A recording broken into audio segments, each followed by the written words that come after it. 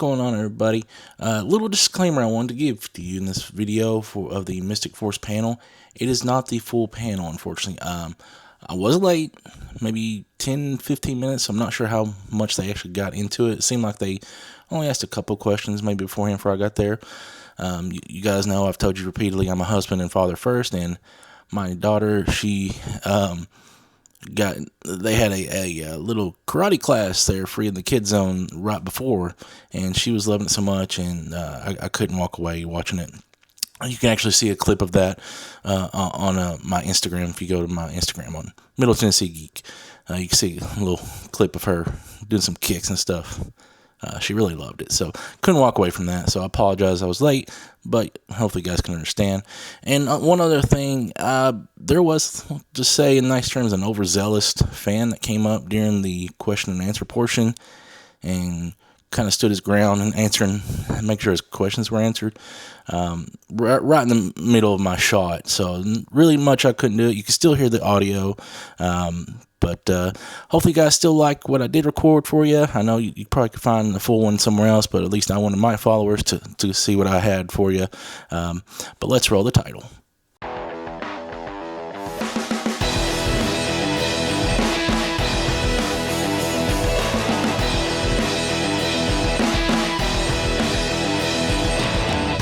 I know what you are evil now is your character. You played it well as I. Man, thank you, man. I really appreciate that. I'm chuffed, man. Thank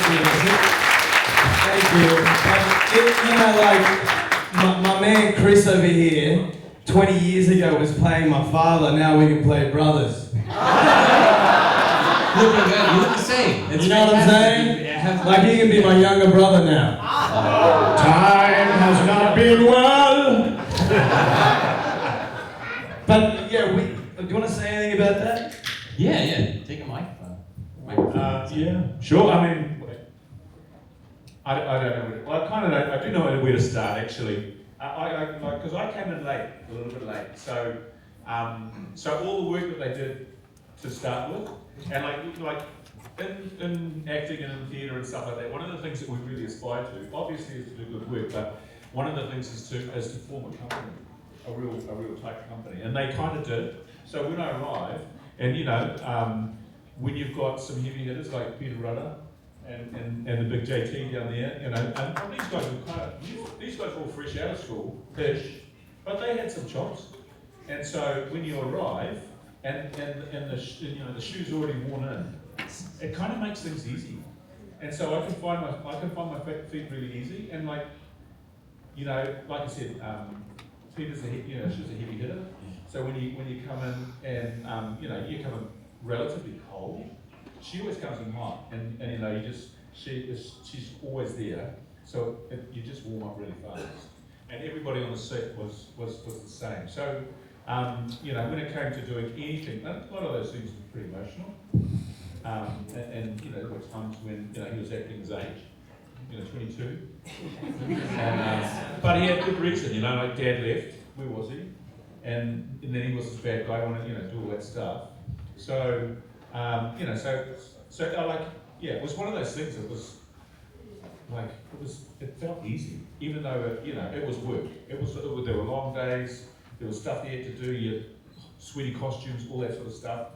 It made you look and seem glamorous, but it's gritty work, and you're rinsed at the end of the day. So, yeah. You're talking about gritty work and hard work, and this is, I want to throw it down to the girls, but it's to everybody. But the girls specifically, I feel like Melanie, this may have been a thing. During the Dark Wish. One of the favorite? Do we like that? One of the I think talking to a lot of people, that was their favorite. But your team had to run up that hill of sand like 30 times to rehearse, right? And so, in different shoes multiple times. And so it was physically, it was really hard. Yeah. But kind of fun, because we've been walking in the woods a lot, and we're kind of sick of the woods. So we're like, oh, sand, sure, that looks great. Remember the quarry? The quarry was hard. Yeah, we were glad to be rid of the quarry. But the sound was cool, and I think Dark Wish felt good because it was like a 3-part film. Yeah, it was like a dark, epic storyline. It was fun, wasn't it? What do you think? No, I think the fight scenes at Bethel's, the sand dunes, they were the best. They were so much fun to shoot. Yeah, and then it started to rain, and it got real edgy. So the rain was all real? I mean, obviously you can't control the weather, but that just made it that much more cool. Yeah, it was fun. And that was an opportunity for us. We crafted our own fight scenes with our our stunt doubles and stuff. So that was pretty much all of us. We did, I don't think there were many pickups. I think we used a lot of what we could do. Yeah. So they choreographed it with us, which was great. Very, very cool. John, while you're down here, I know you're finishing the message there, but no, you could probably multitask with what I was going to say here. But you had the unique position of this not being the first foray into your Power Ranger career. Having just been a Ranger the previous year on SPD, I want to, go ahead. Give it up.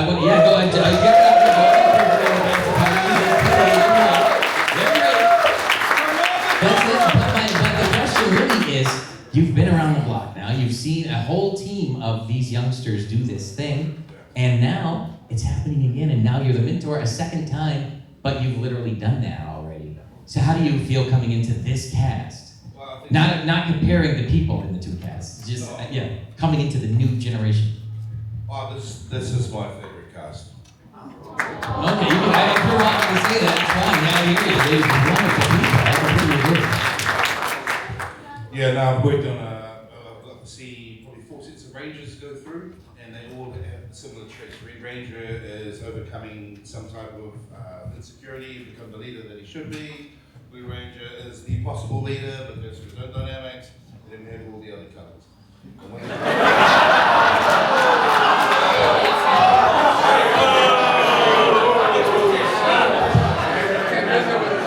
Not to take away from the importance of the other colours, from the standpoint of the mentor, and I have played 2 mentors in 2 different casts, right? The world many times in other movies, but listen, in this one, I felt when I come into this cast, they were already established. They made my job much easier. In the first one, I had to wear mechanical suits. Other dimensions that I had to overcome, other insecurities I had to overcome. But with this one, I've got to really play. And so, with my first character, I based Doggie Cruger on General Patton.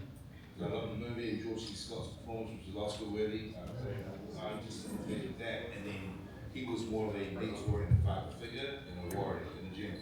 In this one, I based Lars Knight on Russell Crowe's Maximus from Gladiator. And the thing is, I don't copy performances, but like sometimes an actor has these we have so much in our arsenal to choose from. So all I did was take certain leaders, and because we had the formula, I came in, they were already 4 months of filming, they were bonded, I had to come in and all of a sudden they've got to take orders from a stranger. So I had to come in and then I bonded with each and every one of them, especially this young man next to me. From that point on, it's important to build a friendship with your other actors. I don't care how cool you think you are, how rich you are. I think if you don't have that natural connection with the other actors, then the performance is unbelievable and the camera doesn't lie, right?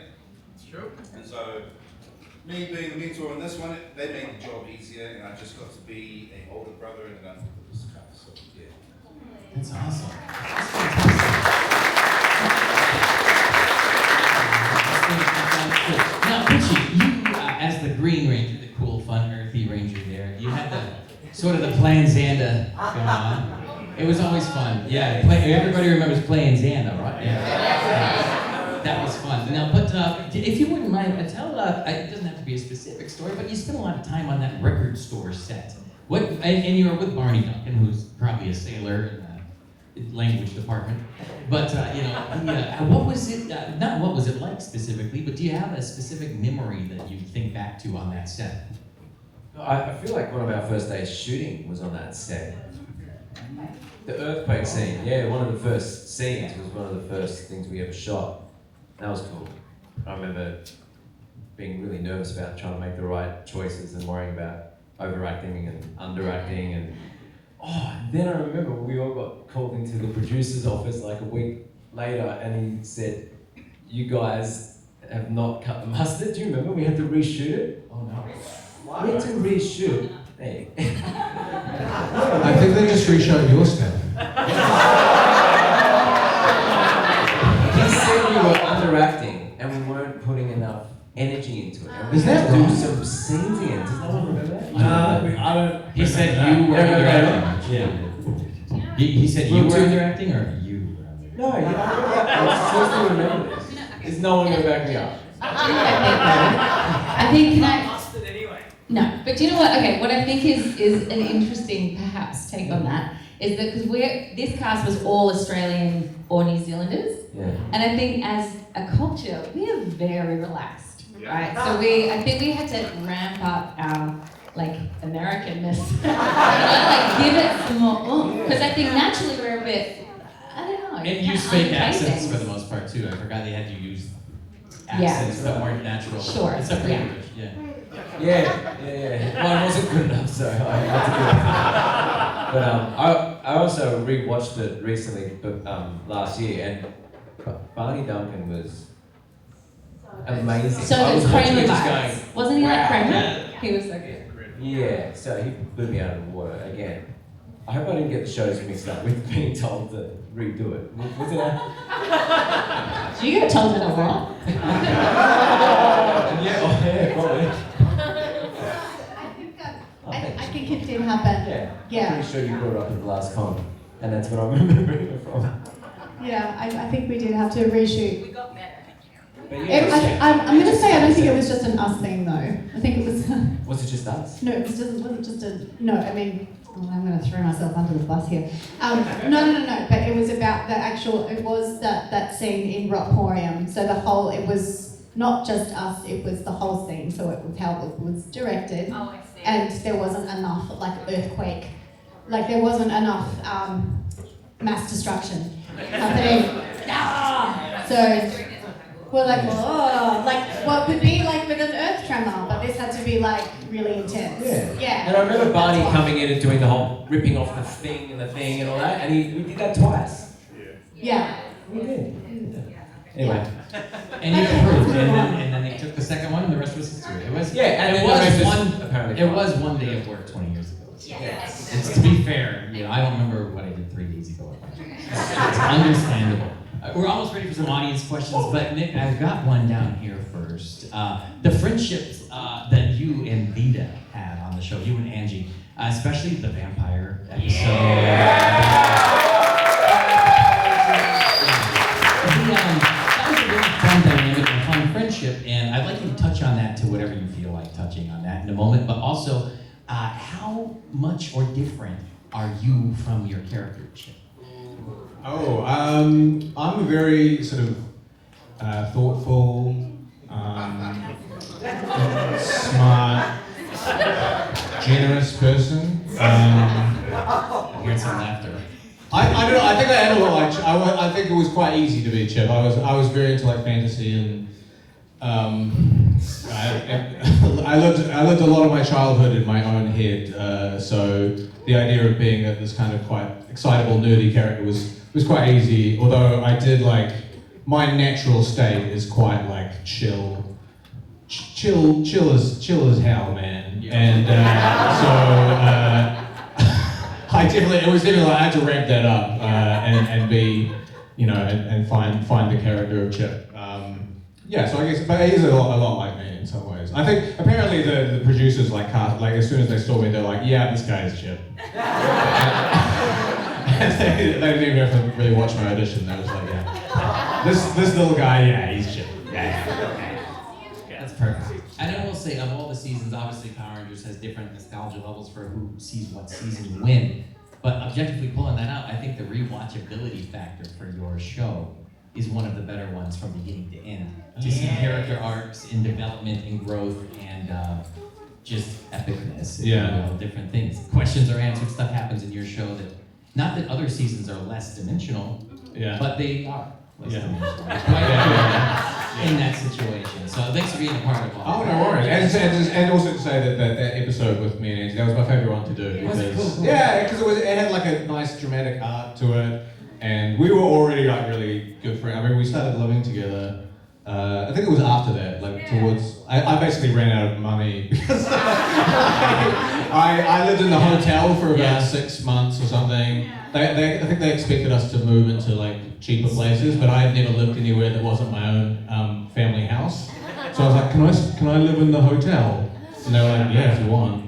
And so I was just like paying just like spending all my money on this hotel.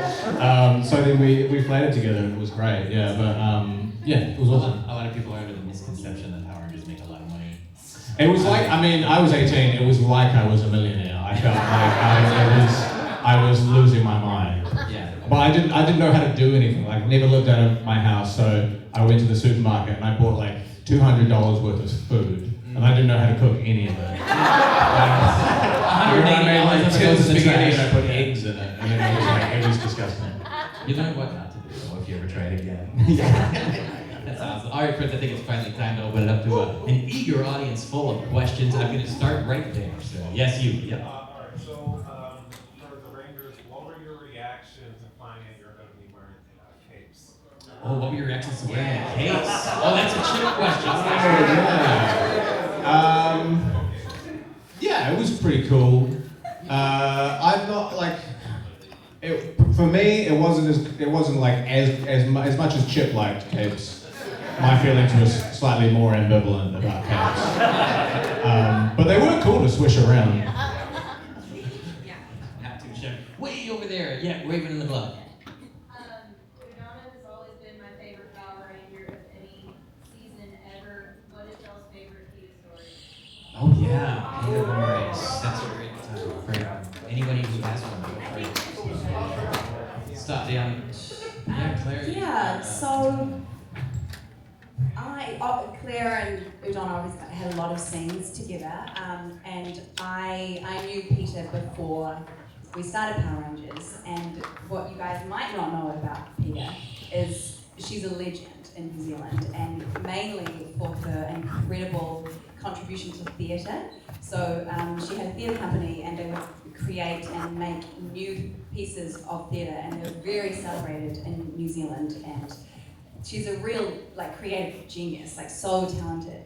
So I knew her kind of from around the traps in Auckland, and then when I found out that she was in the show and I would be doing so many of my scenes with her, I was so delighted because I just looked up to her so much. And I think, the memories, it's not one really specific, but we spent so much time with each other, and when you're making any TV show, but including this one, there's a lot of waiting around.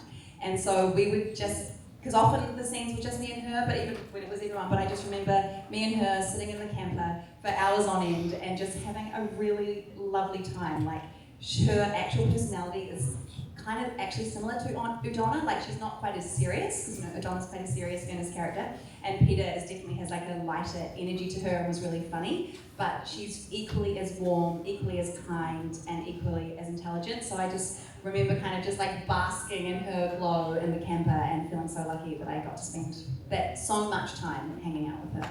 Yeah. I got a question. With the Quantron, yeah, right there. Yeah, this is a widespread question for all of you.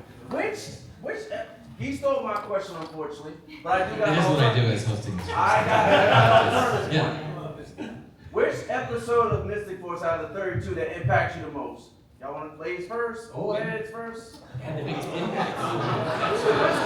Old heads. We're the old heads. Which order? How y'all want to answer? For me, it was when Claire became the gatekeeper.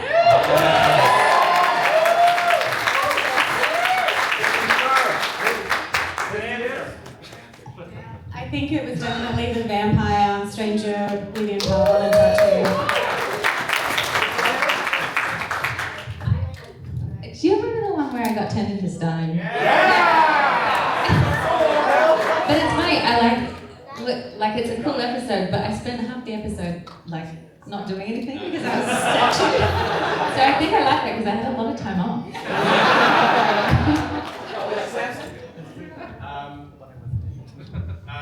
There was one where we went to a giant realm, and and just that one they put us in leather, and they bronze bronzed us up, like they bronzed me up in a way that I would never tan like that. I was so orange. But I just remember having that was a really funny episode. Like, I had a good time on that one. Yeah, I read. What I thought was, you go on, yeah, keep going. Mr. Big? Mr. what? I can't pronounce I'll say likewise for Richie. that episode, that was great. And maybe for Xander, maybe Petrified Xander. Oh, yeah. He gave you a hard time.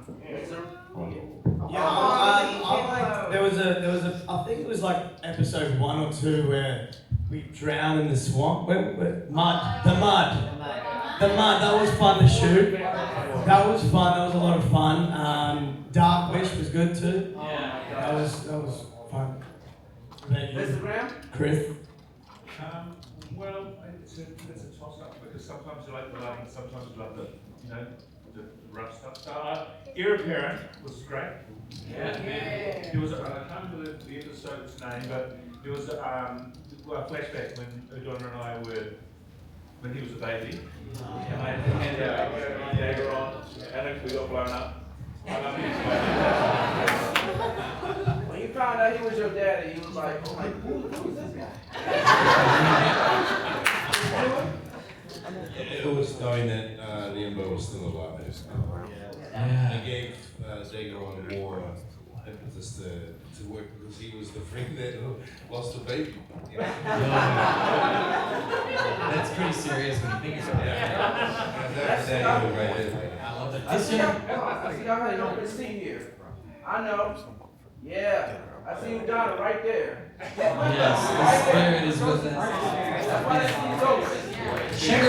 I'd like to think she would like this too. I'd like she'd have a lot of fun to see that the show is so. Yeah, she would love it. Yeah. She would love to be there. I know it. You're a legend, mate. You're an absolute legend. We love you. Right there, the marble in the gray. Yeah. It's clear by the diversity in the room between generations and everything that Power Rangers has been there for a lot of people. What gets you through your points, your moments, your anxiety, your overwhelming? Oh. Music, what's your favorite song? Do you do breathing? What gets you through? There you go. We turn this into a really good question. That's deep. Yeah. Well, I've recently started like gardening quite a lot. So I've got this thing called an allotment, which is like a bit of in London. Nobody has a garden, so they just like give you a bit of a garden somewhere. And yeah, it's something like really peaceful about just like tilling the earth. And I think we've grown 1 radish so far. But man, it tasted good. Oh man, that's fantastic. In the blue back there. So my name is Tucker. Some of you might know me in the area. I'm a YouTuber. Hi, Angie. Angie and I did a panel last year, and I wanted to ask you two this, and Melanie, no, I didn't get to ask you this. But I was wondering, what was it like playing sisters on the show? What was the dynamic like? And yeah, it was really great to watch you two. I'm so glad. That's a lot of the feedback that I've got from many people, that they wanted more of the sisters. Yeah. No, Angie and I had so much in common when we met. Both our dads are Filipino, and our mums are Australian. So we were Filo girls, and just got along well, like so well straight up, like sisters. And I think because all of us had to travel to New Zealand for the job, and we were all the way from home, we really kind of clung to each other. And they were always my favourite scenes to shoot, was, when we're calling each other sis and doing, yeah. What was the question? What was it like having that dynamic with each other? Yeah. When have you got to that? I think we were always late together. I feel like that's a commonality that's happening again on repeat, just quietly. But we did have a lot of fun. We had a lot of fun. We went out dancing and everything. It was great. Probably too much dancing, yeah. When you recorded it was what, 2007 was it, or 6? When were you 5 or 5? So thank you everybody, appreciate it. I was thinking of somewhere else. But before smartphones, before all of us buried like this.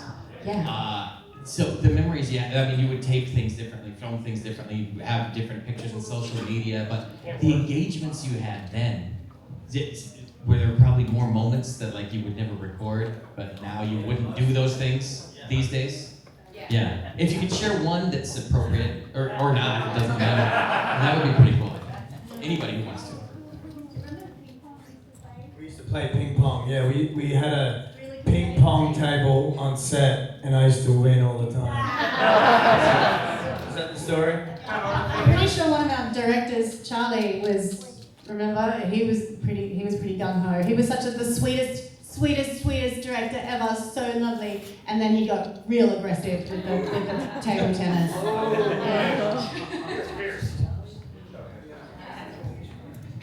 Yeah. That's a pretty good story, I think. That's good enough. It's pretty wholesome, which is nice. But yes, you are right. It was before the smartphones. It was before the iPhones. So yeah, we were connecting. There was no filming and taking photos of everyone that sneezes and does. And something yeah, funny. and even like on set, like nowadays, if you're on set, every actor, even crew members, everyone's just on their phones. Yeah, it's so they're not awful. where you go back to. Whereas we were just like kicking around Talking. and like talking to each other. Climbing trees, talking. Yeah. Yeah, I miss those days actually. I miss the pre-iPhone days. One thing that's funny about that for me is, pre-iPhone, I took so many photos with my camera and I developed them all, in the early 2000s. So I have, a whole photo album of all of us. I should have brought it! That would have been the time. But I don't have a document. It's like a documentary in photo form that I have not had since. Basically, as soon as we got iPhones and could take photos so easily, who prints these photos anymore? I still don't have. I have a 5-year-old and 3-year-old. There are no evidence of my 3-year-old in my house. I haven't printed the photos. But this was the time that there are so many, probably too many in some situations. But yeah, it was great. No, I'm good. I'm just ready for the next one. Green shirt there, just do it.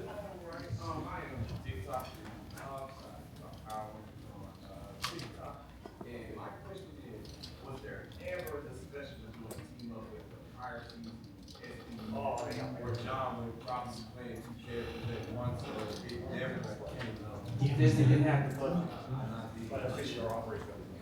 Not that I know of. It would have been good. There used to be the tradition. Yeah. Seasons before where the old the current Rangers set would welcome in the newcomers and that used to be really good because it linked the world together. But I think when you look at SPD, the fad thing was technology and space. A lot of the American shows were set in space. So it was really famous at the time. And then when the next season happened, went from technology, machinery to magic and the woods. And I thought that it would have been pretty tricky to try and link the two together because it kind of felt like it was a time barrier between them. But I thought that a lot of those seasons were they stand on different animation. Because I get lost in the Power Rangers like Dino Thunder. They're just so thematically different. Yeah. So, and I think Harry Potter and Lord of the Rings were hotcakes. And that, yeah. Early 2000s, so the theme came through really fast. And, yeah. We're gonna go you and then Rizwan right behind you. Karen and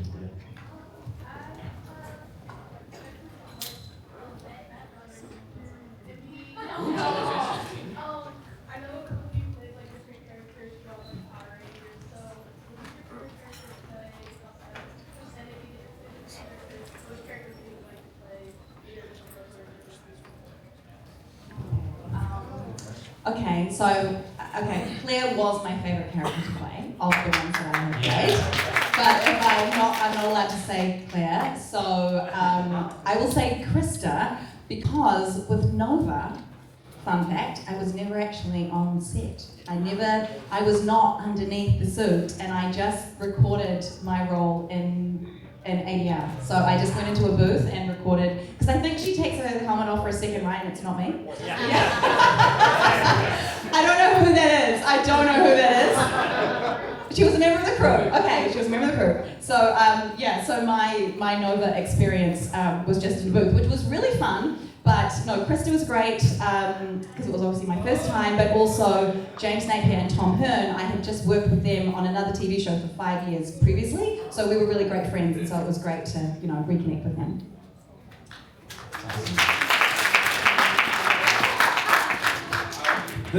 It's different from Rangers because they have one solid role, and then you have your Power Ranger morph, and then you have your characters. If Barney or Kelsey was here, they can talk about all the different characters that they play, and he played so many characters. But it's an actor's dream to be able to play so many different roles. For me, I would have loved to play Sergeant Silverback a bit more. I wanted to, because I got to really, lean into my southern accent. Full Metal Jacket, so I imitated the character of Leo's performance in Full Metal Jacket as a drill instructor. Whoa. Yeah. Sergeant Silverback would have been mine. Because there's nothing better than drilling these guys, right? Really, and making them overcome this thing. But yeah. Good question. Rizwan. Okay, so one comment off the question. So Antonio, it sounds like we should do another reunion where we both go down. Right? Okay, the next time, can At you the guys... 40th reunion. Can you remind me, someone message me on social media and say, bring the photo album, okay? And then I will. Okay, everyone message me and then I will remember. Yeah. The gentleman in the cane, with the cane back there. Yeah. Oh, Rizwan had a question too. After Rizwan, we'll go to Xander back there. Yeah. Question for Nick. I was curious about your Yellow Racer comedy that you had just about a year ago. Oh yeah. I couldn't really see much information about what it was, or I was curious about more information about it. Oh sure, yeah. I actually just so I did a show called Yellow Power Ranger. I did it at the Edinburgh Comedy Festival last year, and I actually just did a run of it in London. And it's basically a comedy show where I play myself at a comic convention, trying to get a reunion of the cast together, but nobody else has showed up. Based on a true story. And it just so happened that while I was doing the show in Edinburgh, the rest of the cast were meeting up in LA for this reunion, which was a really funny way to end the show by being like, while I'm doing this, the rest of the cast are actually getting together. But I sort of played a fictitious version of myself, and it's just a very silly show. But I played some clips from the show, yeah, it was just a bit of fun. US tour. Yeah, US tour, yeah.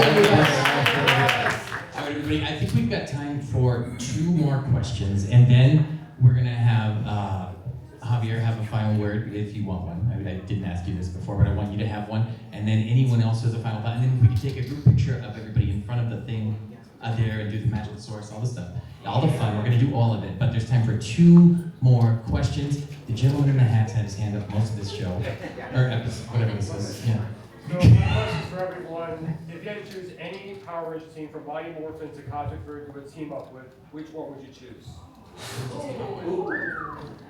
Christopher Kamen Lee and the Space Rangers would be a fun one, right, Chris? Yeah. That's the obvious choice. I had quite a few friends who were in RPM, so yeah, I guess that one. I reckon I'd go Operation Overdrive for the same reason. Friends, so. Actually, I've met some of my really good friends and never in that one. I would go Mighty Morphin. The OG, back to where it all started, for sure. That's it? That's not a bad choice either. That's good. I was pretty happy with Once a Ranger. That was Oh yeah, I mean, you got a sampling of all of the fun seasons there. And Emma was there. That's cool. Yeah. Sure. Let me think about this. I think I would like to mix and match with, what was your one? Once a Ranger? Yeah, I like Once a Ranger. Yeah, I love that one. I'm not serious. You're not in that. Once a Ranger was good.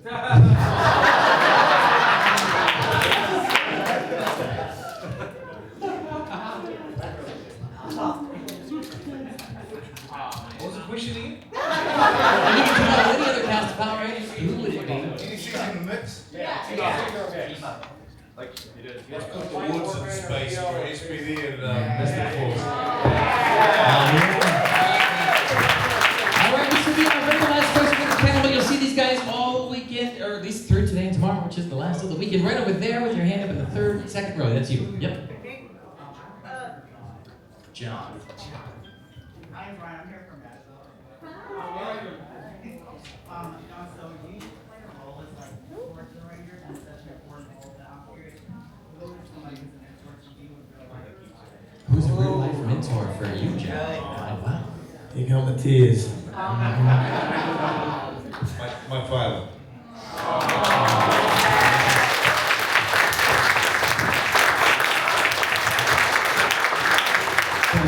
Beautiful answer, beautiful statement, and a beautiful, beautiful situation. And since that was tearful enough, I'm going to hand it over to you, Javier, to wrap things up, and then we'll put those photos. Please give it up for the cast of Mystic Force, and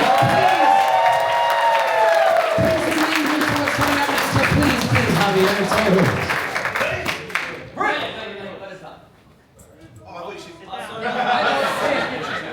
So I do want to thank you all for taking the time to come to this panel. I appreciate you all attending the con. I know a lot of people have traveled from different countries to come here, far away, just to see this amazing, loving cast that have basically become my family. So the con family is amazing. It's always growing. I'm always making new friends. New people from around the world, but doing that with the cast is even more special because you guys mean the world to me.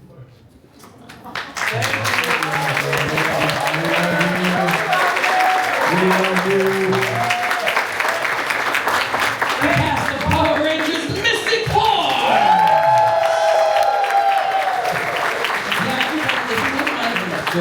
If you wouldn't mind, my friends, we'll gather around and we will do a group photo and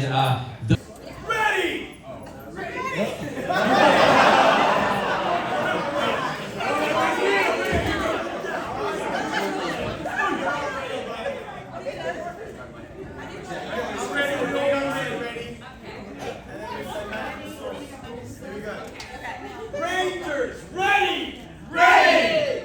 Mountains